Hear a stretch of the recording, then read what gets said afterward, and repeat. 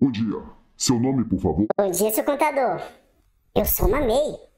Então, o que o senhor tem pra mim? Bom dia, MEI. Tudo bom? Então, você não vai ter custos na abertura do seu CNPJ e vai ter um limite de R$ 81 mil ao ano de faturamento ou proporcional ao mês. E vai ser regido pela Lei 128 de 2008. Beleza? Ei, seu contador. Eu sou uma SA. O que você tem pra mim? Bom dia, S.A. Então, você pode ter uma natureza jurídica dividida em ações e participar da Bolsa de Valores, e vai ser regida pela Lei 6.404 de 76. Bom dia, meu contador. Eu sou uma EPP. Então, eu também quero saber se eu tenho tratamento privilegiado. Bom dia, EPP. Tudo bom? Então, para você, eu tenho a Lei Complementar 123 de 2003, a Lei do Simples Nacional. Lei do Simples Nacional, uma EPP aqui para você. Olá, sejam bem-vindos ao canal Divã do Empresário. Se você assistiu o último vídeo, deve lembrar que nós conversamos um pouco sobre organização jurídica das empresas. Caso você ainda não tenha visto, eu recomendo que depois você o faça depois desse. Bem, voltando, foi colocado alguns pontos importantes, tais como tipo jurídico, regime tributário e porte empresarial. Desses três, o porte empresarial ainda gera algumas dúvidas. Tá, mas o que é o porte empresarial? De uma forma bem resumida, porte empresarial é uma classificação jurídica das empresas que mostra o seu faturamento, ou melhor falando, essa classificação é feita de acordo com o faturamento da empresa. Ou seja, se você tem um determinado tipo de faturamento, a sua classificação nesse porte é 1. Caso seja outro, essa classificação será outra. Dentre esses, até a data de hoje, nós temos MEI, microempreendedor individual, ME, microempresa, EPP, empresa de pequeno porte, empresa de médio porte e empresa de grande porte. No vídeo de hoje, nós iremos falar sobre as EPP, um tipo de empresa de grande importância para o Brasil. Vamos lá, então? Vamos lá! A primeira coisa que você tem que entender é que essas empresas EPP, empresas de pequeno porte, não necessariamente são pequenas. A nível de comparação, uma MEI possui um faturamento de até R$ 81 mil ao ano, enquanto uma microempresa já possui um faturamento de 360 mil. As EPP podem atingir um faturamento de 4,8 milhões. É muita diferença, não é mesmo? Devido a esse volume todo, o Sebrae fez um estudo, o qual nos apresentou algumas estatísticas bastante interessantes. Cerca de 90% das empresas legalizadas no Brasil ou são EPP ou são microempresa. E dos trabalhos assinados com carteira, cerca de 50% deles foram feitos numa EPP. Devido a essa importância toda que essas empresas têm para a economia brasileira, o governo fez uma legislação o qual busca o desenvolvimento dela e um maior fortalecimento na competição de mercado, chamada de Lei Complementar 123 de 2006, mais conhecida como Lei do Simples Nacional. Então, a Lei Complementar 123/6, também conhecida como Lei do Simples Nacional, vai promover um tratamento diferenciado às microempresas e à empresa de pequeno porte, devido à sua grande importância no país. Para isso, ela vai promover um cenário amigável ao desenvolvimento dessas empresas, ao empreendedorismo no Brasil. E como vai fazer isso? Bem, facilitando o acesso ao crédito, simplificando o ambiente tributário, obviamente diminuindo a quantidade de burocracia e outros fatores. Então, a Lei Complementar 123, o que ela busca fazer em sua essência? Promover o desenvolvimento por meio de uma forma diferenciada das micros e pequenas empresas no Brasil. Entre as vantagens do tratamento diferenciado da Lei 123, nós podemos citar algumas. Entre elas, o recolhimento e a apuração simplificado dos impostos. Veja bem, vamos observar o seguinte cenário. Digamos que você tem uma empresa do lucro real ou do lucro presumido. Devido a essa condição, o seu contador vai fazer a apuração mensal ou trimestral dos impostos, certo? Bem, ele vai entregar para você todos os meses diversas guias. Cada guia com um valor diferente, fazendo referência a um imposto ou um tributo diferente. Até aí tudo bem? Se você estivesse no Simples Nacional, isso não iria acontecer. Bem, o contador iria sim continuar fazendo a apuração mensal dos impostos, porém todos os impostos estariam dentro de uma única guia chamada de DAS, ou PGDAS, tá? E você iria honrar esse compromisso pagando aquela guia somente. Você pode estar se perguntando o seguinte: tá, Close, mas quer dizer que a diferença é apenas essa? A quantidade de, entre aspas, boletos que eu irei receber? Não, não é apenas isso. O Simples Nacional, gente, também ele busca apresentar uma alíquota menor para aqueles que optam por ele. Veja bem, algumas empresas do Simples Nacional acabam indo por opção, tá, ou não, para o lucro presumido ou o lucro real. E chegando lá, elas percebem que talvez ali não tenha sido uma boa escolha, justamente porque, pelo mesmo serviço ou pela venda do mesmo produto, eles irão pagar uma quantidade maior de impostos. Tudo isso acontece, gente, devido a um planejamento tributário que você pode fazer junto com o seu contador. Tudo bem? Gente, outra vantagem que nós podemos citar diz respeito ao cumprimento das obrigações trabalhistas e previdenciárias, além de uma preferência do setor público pela aquisição de bens e serviços oferecidos por essas empresas. Tudo bem? Pessoal, vale lembrar que nem toda atividade empresarial pode participar do Simples Nacional. Então veja com seu contador se aquele ramo ao qual você está querendo pode fazer parte ou não do Simples. Ei, seu contador, eu tenho uma empresa que está faturando algo por volta de 3.600.000. Eu sou obrigado a ficar no Simples Nacional? Não, você não é. Olha só, nós não podemos fazer uma ligação automática e direta entre regime jurídico e porte empresarial.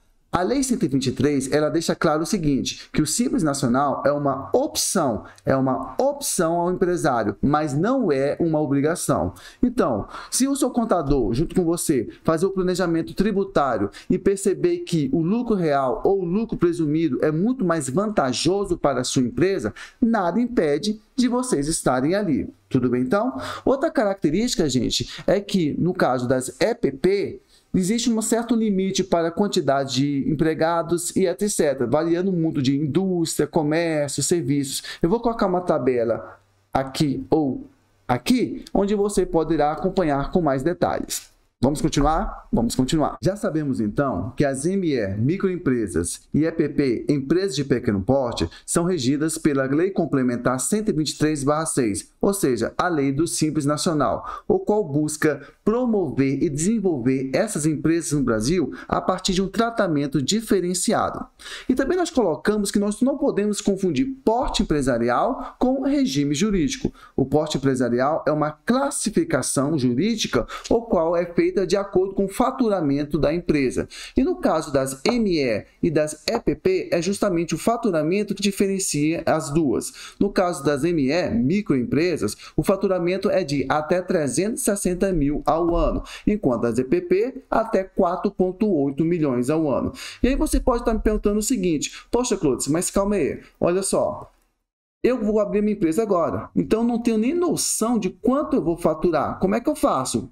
Bem, gente, nesse caso, aí que entra um planejamento tributário junto com o seu contador, porque aí vocês vão fazer uma projeção, vão criar uma perspectiva de quanto vocês irão faturar. Aí, nesse caso, para evitar futuros problemas. Tudo bem, então? Vamos continuar. É claro, pessoal, que pode acontecer daquilo que você planejou não dar certo. Então, exemplo, você projetou um faturamento de uma microempresa, só que pode ter vindo algo muito maior de 360 mil e você ter que ser enquadrado numa EPP ou até mesmo numa empresa de médio ou grande porte. Clodes, quando isso acontece, e aí, o que tem que se fazer? Bem, nesse caso, o desenquadramento é de uma maneira automática. Então, digamos, apenas com um exemplo. Você planejou uma empresa que fature algo por volta de 2 milhões, 3 milhões, algo assim do tipo. Mas só que você faturou, sei lá, 5 milhões. Então, neste caso, você seria desenquadrado para o próximo porte, uma empresa de médio porte ou uma empresa de grande porte. Independente disso, gente, crescer é sempre bom, mas crescer com planejamento é melhor ainda. Novamente, eu repito, a participação de um contador é muito importante para que você cresça da maneira mais tranquila possível. Gente, uma das grandes vantagens para quem está no Simples Nacional é o regime unificado de imposto, ou seja, em uma única guia você vai pagar todos os impostos ao qual você é obrigado a pagar.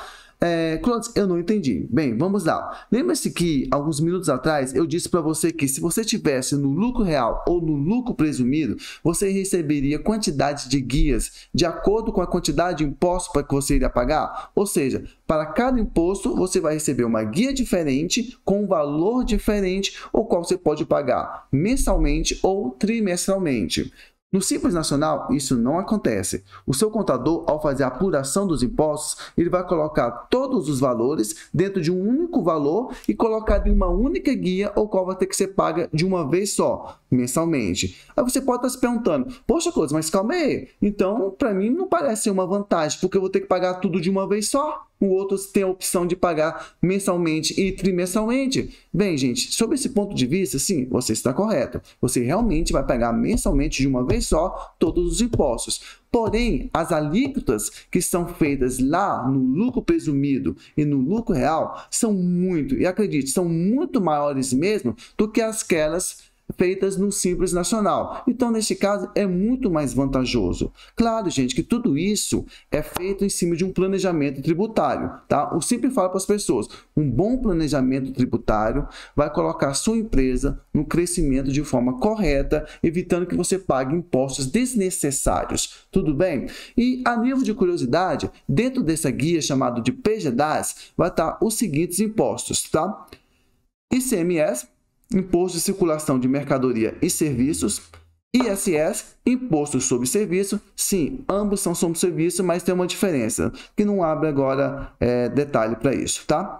PIS, tá? COFINS, INSS, IPI, Imposto sobre Produtos Industrializados, Imposto de Renda de Pessoa Jurídica, Contribuição Social sobre o Lucro Líquido, tá? Todos esses dentro de uma única guia, no caso, o PGDAS. E vale lembrar também, gente, que as empresas do Simples Nacional, EPP, empresas de pequeno porte, empresa de pequeno porte, EPP, e as microempresas, ME, elas também têm as suas obrigações acessórias. Tá? Clodes, o que são isso? São obrigações que o contador vai fazer, que são, como eu disse, obrigatórias, no caso, as empresas, que pode variar aí de estado para estado, pode variar do tipo de empresa, ou seja, da atividade que ela está fazendo e etc. Novamente, a figura do contador é importantíssima para que você saiba exatamente o que é que o governo pede para que a sua empresa emita todo dia ou todo mês. Tudo bem, então? Outra dúvida que pode acontecer muito é em relação à quantidade de sócios que uma microempresa ou empresa de pequeno porte pode ter.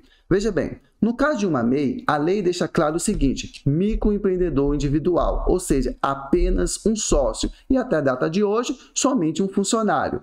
E no caso de uma EPP ou ME, o que a Lei 123 diz para a gente? Nesse caso, ela não diz exatamente a quantidade máxima e nem a quantidade mínima. O que você está procurando, na verdade, essa informação de quantidade de sócios é vista no tipo societário da empresa, ou seja, a quantidade de sócios e a responsabilidade de cada sócio em relação à empresa é vista no tipo societário. Conseguiram compreender? Pessoal, gostaram desse vídeo?